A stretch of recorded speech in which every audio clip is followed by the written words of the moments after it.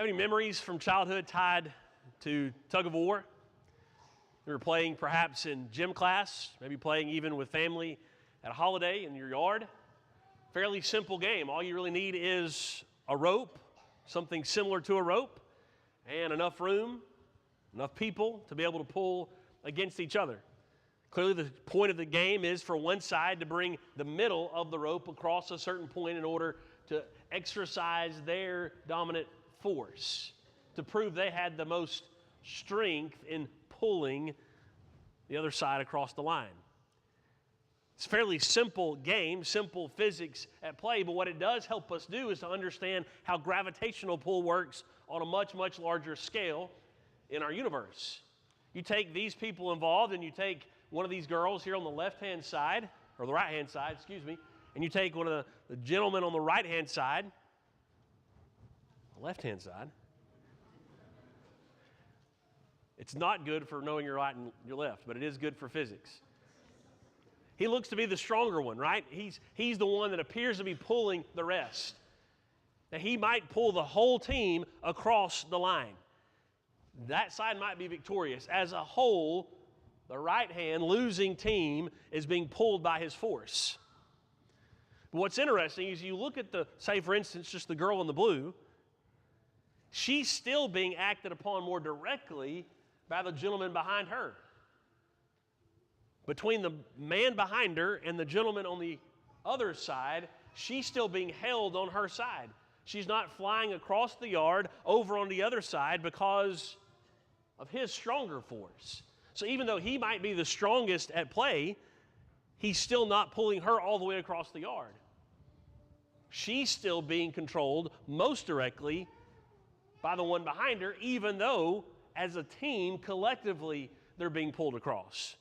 Well, that's a simple analogy for how our solar system works. We're living on Earth, and there's a gravitational pull that keeps us on Earth. There is a far, far greater gravitational force in our solar system, the center of our system, the sun. It has 28 times the gravitational pull as that of Earth. So the practical way to illustrate that is that somehow we survive the heat of the sun and we're standing on the sun's surface. It would feel like we have 28 times our weight pushing down upon us.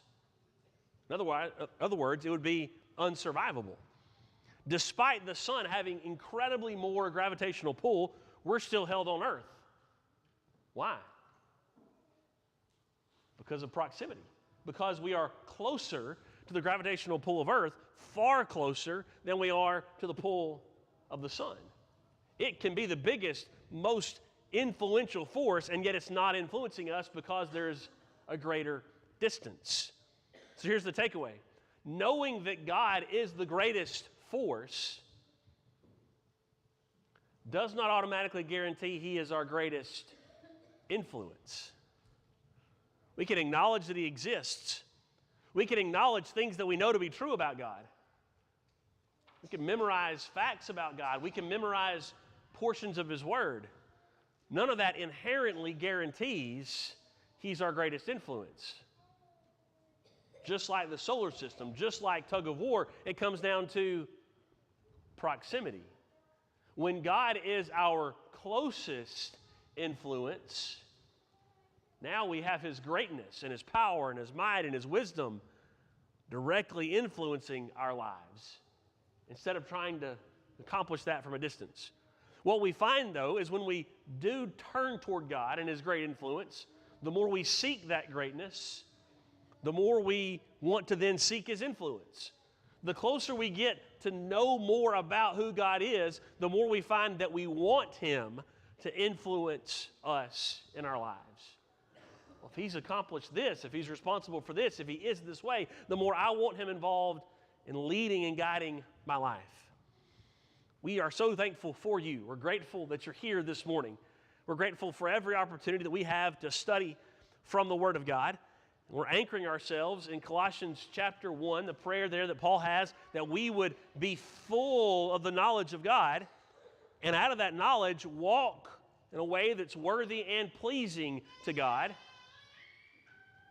And in the course of that walk, he says there's one thing you need to keep doing: increasing in the knowledge of God. Be filled with the knowledge of God, and then be increasing in the knowledge of God.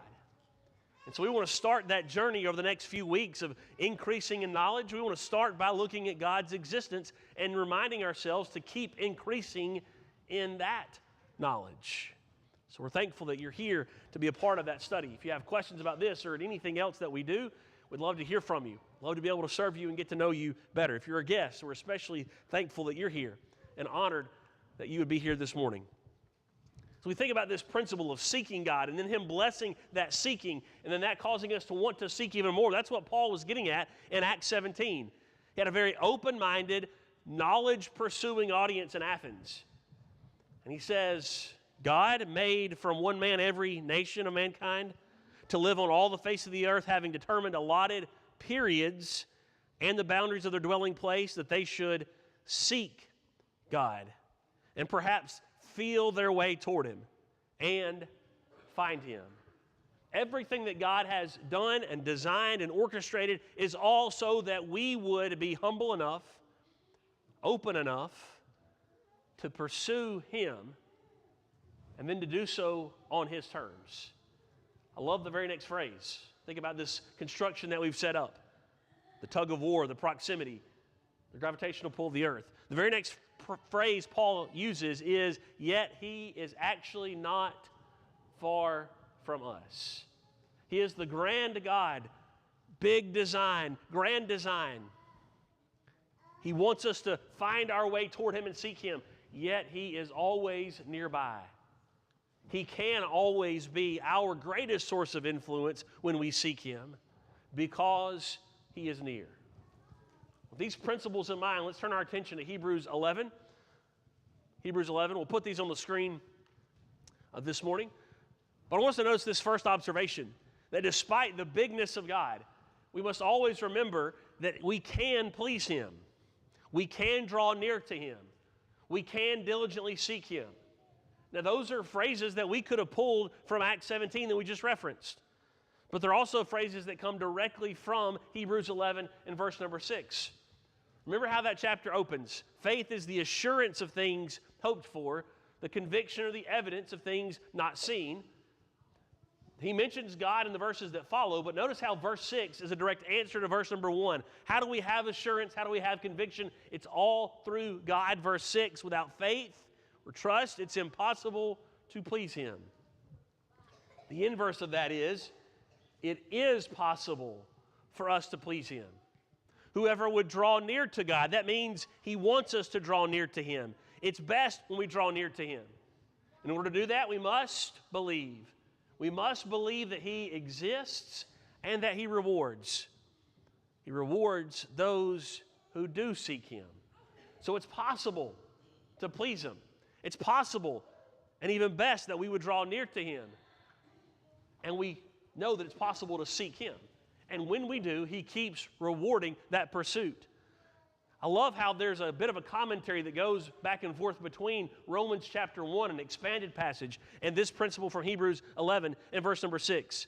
The Hebrews writer is anchoring this pure trust and faith in the foundation of understanding God's existence. Listen to what Paul says in Romans 1. This is verse number 19. For what can be known about God is plain or evident to them, to the Gentiles in this instance, but it's true about everyone. It's plain and obvious to them because God has shown it to them. God has made it available and He's made it understandable. Because His invisible attributes, namely His eternal power, His divine nature, have been clearly perceived ever since the creation of the world in the things that have been made. Notice just the beautiful wordplay that happens in verse number 20. His attributes are invisible. We cannot see them on human terms. And yet He also reveals them in such a way that we can perceive them. We can look and see His eternal power. Hey, this power that created all of this, it can't be our power that's done this. There's a divine nature, not a human nature, not a created nature, but an order that rises far above. You can perceive that when you look closely in the things that have been made. So God wants us to turn upward and look and to seek, even when we look out into creation and all the things that have been made. But notice the final clause of verse 20. So they are without excuse. Remember chapter 11, verse 6 of Hebrews?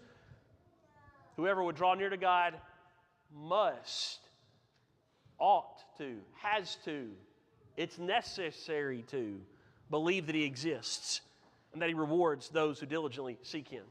And so we're not free of an excuse to come through and say, oh, well, it never occurred to me there was a creator. It never occurred to me there was a God. Because He's left so many obvious signs that He has created us and everything in the world. But go back to verse number 6 of chapter 11.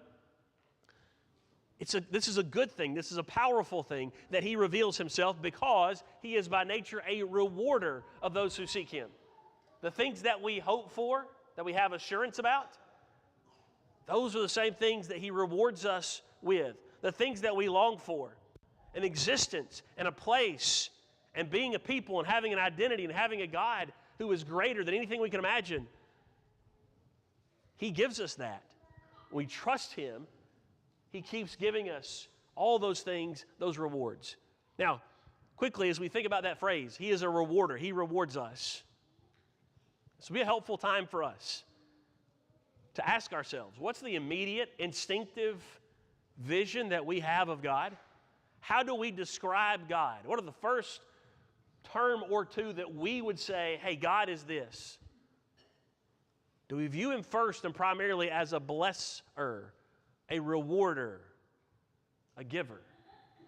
Because the Hebrews writer is saying you need to trust that He is, and that His primary role is a rewarder of those who seek Him. I want us to lock that in mind first. He rewards us for seeking after Him. Now, the Romans 1 commentary continues, but it continues to show us what happens when we don't view Him properly. Verse 21, the very next verse where we left off. Although they knew God, they did perceive some things that were true about God, they stopped honoring Him as God. They did not honor Him as God. They did not give thanks to Him. So they became futile in their thinking. Their hearts were darkened. You'll notice the downward spiral infects both the mind and the heart. They claimed to be wise, and they became fools, verse 22. Notice carefully, we become dumber when we stop beholding the glory of God and giving thanks to Him. We grow in our pride and our arrogance when we stop rooting our own faith in the very existence of God and giving Him thanks for that existence. So then the result of that foolishness is verse 23. We exchange the glory of the immortal, the God who never dies, who cannot die. We exchange it for images, so they're not even the real thing, and they resemble mortal man and birds and animals and creeping things. It's a copy of a copy is almost the idea. It's a copy of that which will die, instead of beholding the one who cannot die and will never end. So our pursuit this morning is to pause, to appreciate God's existence, to remind ourselves of the key proofs and arguments for His existence, but also to keep making this connection that shows us every time we dive into that appreciation and that study, it's a reminder that He is a rewarder of those who do seek after Him. Remember, Jesus would promise, Matthew 7, that if we seek and when we seek, we will find. Here's why this is always important. This is not just a generational thing. The numbers may be generational, but it's always been on the table. Watched an interview with Kyle Butt from a few weeks ago, early March. It's on a podcast with Heritage Christians President Kirk Brothers, who's been here a few times. So he's interviewing Kyle. In the course of the discussion, Kyle says that their studies, their research has indicated that 70% of students, current teenagers, high school, college, probably even young adults included in this study, 70% will question or doubt a very significant pillar of their faith. Do I really believe God exists? Is the Bible really inspired down to the word? Is Jesus really the Son of God that he claimed to be? Is this thing that I've always heard as a sin, is it really a sin or is it not? 70%. Now, he doesn't bring this up to demean the current generation, and neither are we bringing it up for that purpose. We're simply saying this is the reality, and I'm guessing that if us as adults are honest, we all went through periods or times when we questioned and wondered, is this really the truth? But here's the main takeaway that Kyle was trying to get at. Instead of using it as a negative, we understand it's an opportunity. Because when we doubt, if we do not have a trustworthy environment within which to express that doubt, it'll almost always lead to further unbelief. But when doubt is expressed, because there is an element of trust, then it actually leads to deepening faith. So the enemy is not doubt. The enemy is trust in God. And so that gives us two big pillars for us to address as adults. If we're going to increase in the knowledge of God, Paul says, Colossians 1, beginning of verse 9, we need to increase in our knowledge of God's existence. Are we increasing our familiarity with these arguments? A, from a knowledge standpoint, but B, also from a standpoint that understands people are going to naturally have questions. And the people we care about most, we look forward to honest, calm conversations about those questions instead of introducing an atmosphere of being dismissive, of wondering, why would you ever think that? Instead, we're open because the truth can always handle it, and that God will always reward our pursuit of the truth. So our time remaining, let's highlight quickly the 5 classic, long-standing proofs of God's existence. We're going to tackle the first 2 quicker for our purposes this morning, but you'll see they are really the deeper ones, okay? They involve a lot more chewing and a lot more deep research. And it's interesting, they're ones that are less talked about from an apologetic standpoint. They're also the ones that are less attacked from those who are critics against God. All right, so what we want to notice is that the proofs that show God exists are also proof of his love toward us, that he is a God who rewards. Here are the sources I would consult you, or have you to consult. Something kind of piques your interest this morning, you have questions, you have somebody else that has questions. If you'll keep these sources on standby, always be a click away. Plenty of free articles, free videos. That last one was not active this morning. The website was not. But there's still some things that are available on social media. It's no longer daily because they haven't updated, but it's still a helpful resource for you, and perhaps they'll get things back online and going soon. All right, so the first 2 arguments are philosophical in nature. Philosophical in nature, meaning we're not going to sit down and assemble a bunch of tangible evidence. It's all reasonable. We're working through it at the level of reason and logic, all right? So the first is argument from being, meaning the very concept, the fact that we could ever think in our minds of a greatest conceivable being automatically means that he exists. Mankind is not brilliant enough to be able to come up with this idea of a perfect God above everything all on our own. So the fact that we could dream that up is not because we're special, it's because he already exists. God probably uses this logic in Exodus 3 verse 14, helps us a little bit when he talks to Moses. Moses asks God his name, and God says, I am who I am. You want to know my name? I'm the God who exists. So tell the people of Israel, follow me, I am has sent you. The one who exists has sent you.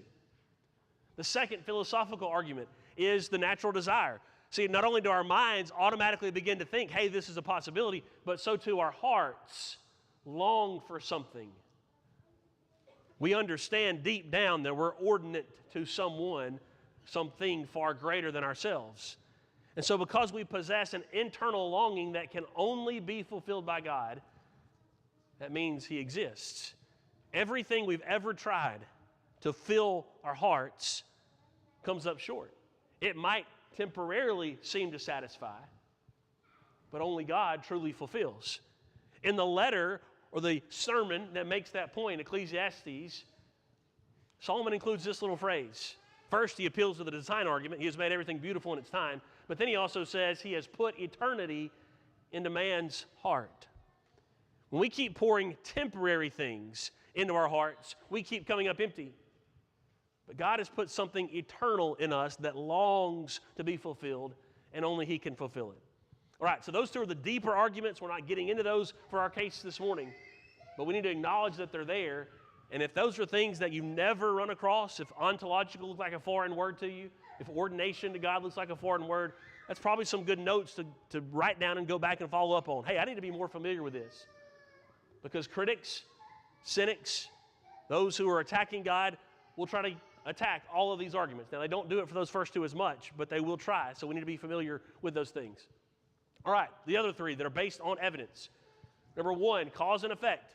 Gets summarized with the fancier term, the cosmological argument. Cosmos meaning world, the created order, the universe. Cause and effect. Every material effect must have an adequate cause. So if you go home this afternoon following worship and lunch, and there is just white cotton batting everywhere across the floor, and the pillowcase or a pillow cushion is missing from your couch, and then there's something that looks like that empty pillow cushion in the floor, and you know you've got a dog at home, and that dog's asleep just in the middle of the floor, you've got all this evidence, you would not then say, we left the door open a few minutes last night, and I saw a fly come in. I'm guessing that fly tore this pillow apart and strode all of its cotton around. It's not an adequate cause for the effect of the mess in the living room. But you would look at the dog and say, oh, yep, the dog is capable of that. He's the cause for the material effect. When we look in the universe and we look at the created order, we look and we say, hey, this is nothing our size that's responsible for this. So you see echoes of the cause and effect argument. Hebrews 11, verse 3. By faith we understand that the universe was created by the Word of God, so that what is seen was not made out of things that are visible. That's Romans 1 language, right? His invisible attributes are seen in the created order. The Hebrews writer says, what you see created was made by something that's not visible, because He's far greater. I love Proverbs 8. Wisdom is personified. It's as if wisdom is speaking. Listen to the type of language that's used to describe wisdom and where it goes back to. When He, God, established the heavens, I was there. Wisdom.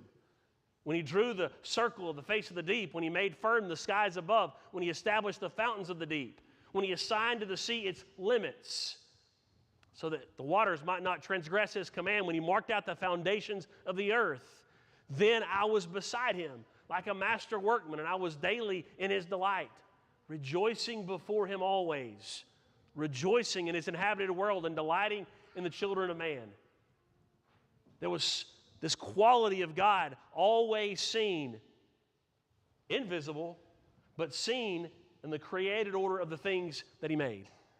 So every time we think about the cause and effect principle, and we look out into the cosmos and we see this great effect must have a greater cause. That cause is God.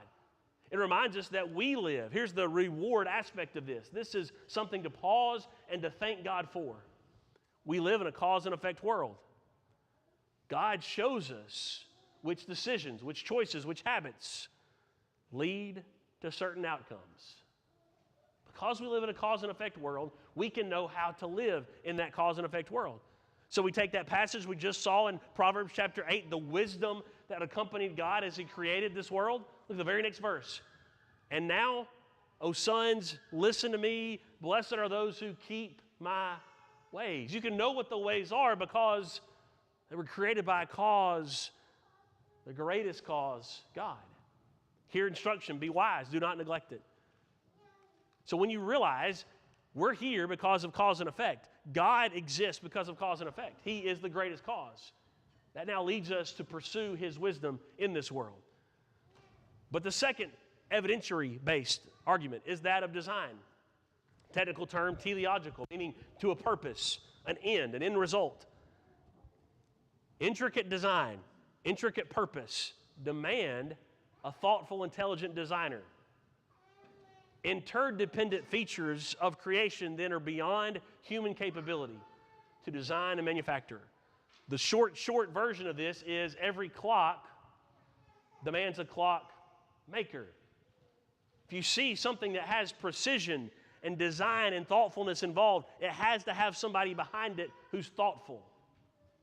That second sentence on the screen is huge. You see this especially in the human body.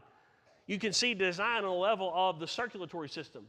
You can see design on the level of the nervous system and all the other systems that we have. And not only is each of those systems independently working with precision, they're also interdependently working with incredible precision. Only an intelligent designer could make us that way.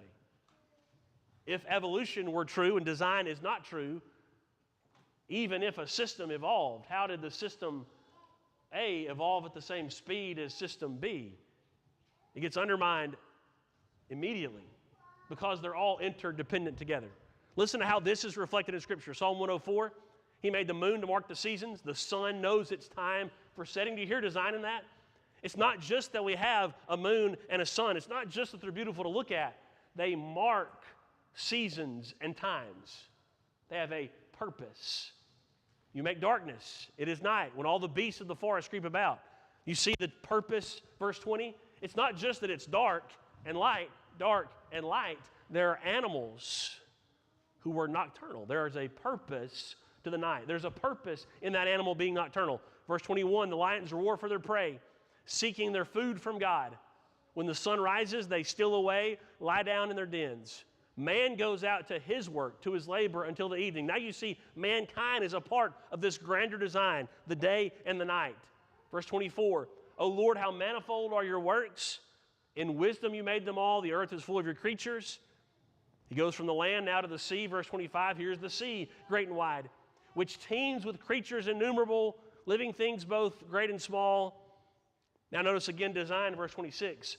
There go the ships and Leviathan, that sea creature that's also mentioned in the book of Job, chapter 41.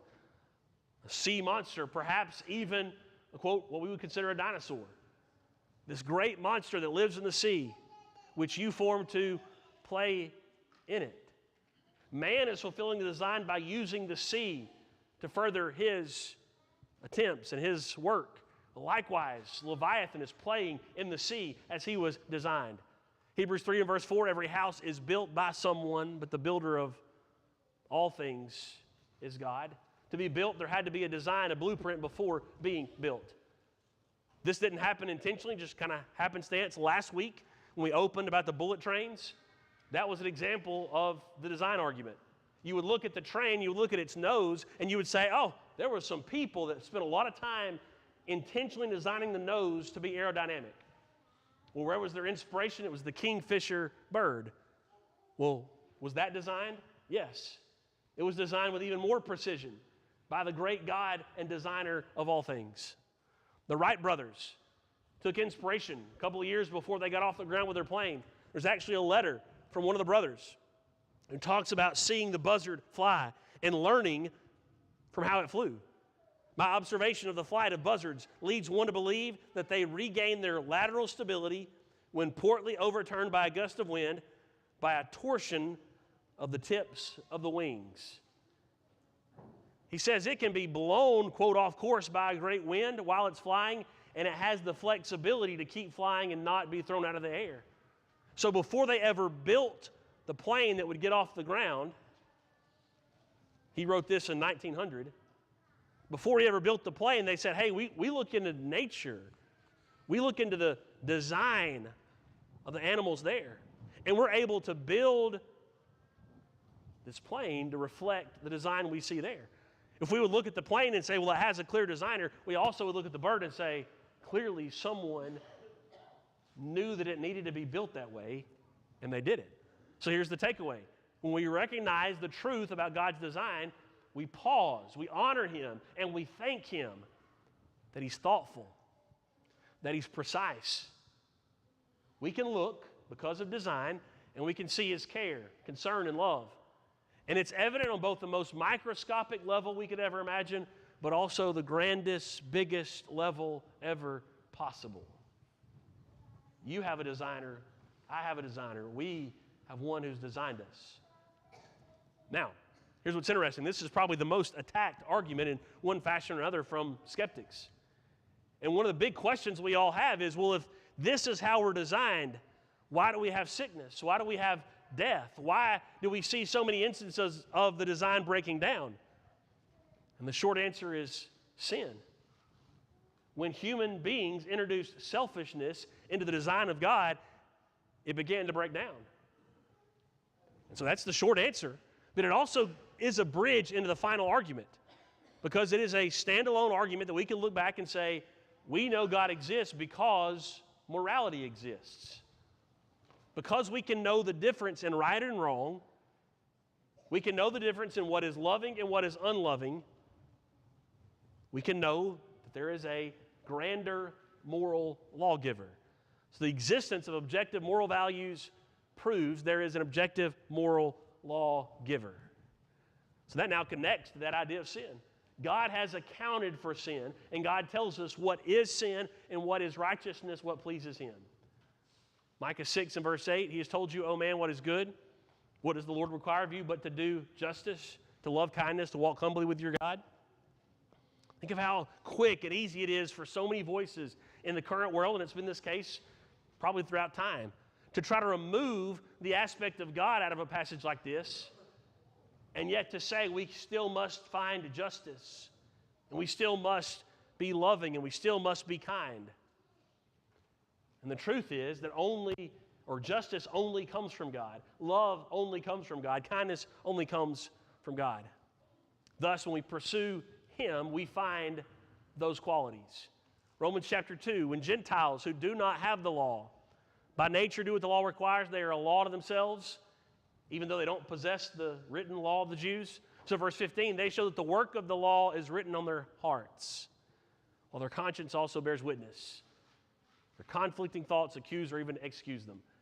There's a level to which even those who may not have the written word available to them, he's saying, still know, hey, this is not right. People hurt when this happens. This crosses a line. That innate sense and awareness has to come from God, and it can only come from God. Here's why this morality study is so important. Because we're facing more and more situations that are exponentially growing in number, especially thanks to the increase of technology. There was an interview on CBS Saturday Morning with this gentleman, Jeffrey Hinton. He just stepped away from Google in their AI department. He is a part of the board for OpenAI that's responsible for ChatGPT, and he was a part of the group that forced out Sam Altman, their CEO, because in both instances, the reason he stepped away, the reason he pushed out Altman, is because of his concerns over safety. And this gentleman won a Nobel Prize for physics. He's kind of helped build the foundations of what turned into artificial intelligence. And he's sounding this cry. There was an 8-minute interview that aired on CBS, like on the channels, and then a longer 50-minute interview that's on YouTube. And he's saying over and over again, we're not ready.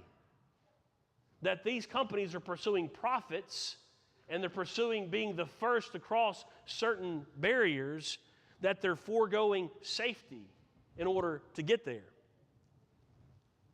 He's observed that he thought it would take 20 years before AI could become, quote, super intelligent. He's now shifted that and said it'll be 4 or more, less than 20. He thinks that there is a 10 to 20% chance that advanced AI could eventually outsmart humans.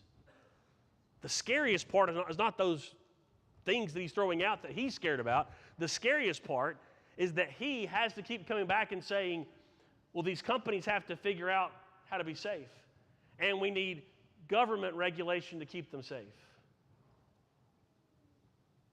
Are government policies enough to protect us? Are government policies enough to protect your home, my home, from advancing technology? Are we going to leave it up to these companies to simply say, we know what's best and what's safest? No, when it comes to morality, only the moral lawgiver is fully equipped to tell us how we ought to do anything.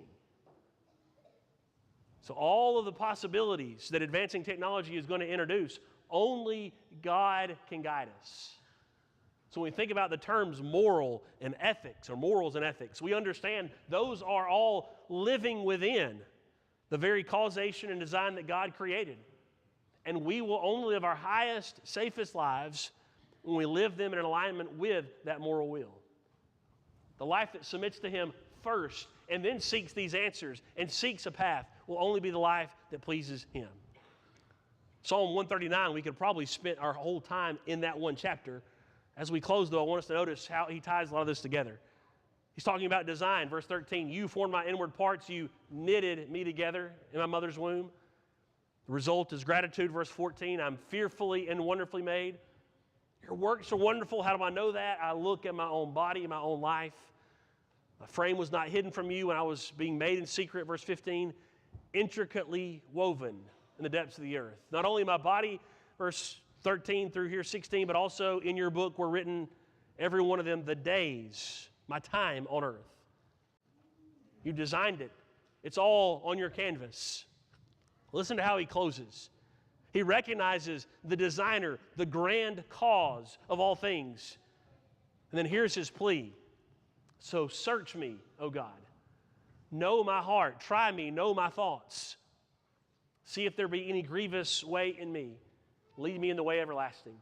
The God that I recognize has designed and created me and this world that I live in. The God who intimately knows me and wants me to intimately know Him offers to purge us from the ways that are against Him. He understands that we've sinned. And while He cannot coexist with sin, He has always made a way for us to overcome sin. And He has once and for all given us Jesus Christ, His Son. The ultimate way to lead us out of those grievous ways and into His way everlasting is through Jesus Christ, His Son. So turn to God, the Creator. Turn to God who exists, the Designer. And also turn to the God who gives us morals and ethics, ultimately that transform us through the forgiveness found in Jesus Christ. If you need to obey Him in baptism this morning, choose now. Choose today to put Him on. If you need to return to a life that walks with Him in a way that's worthy and pleasing to Him, please know that we're here to help you in that regard as well. If you have any need at all, any need that we can help you with, would you come as we sing together?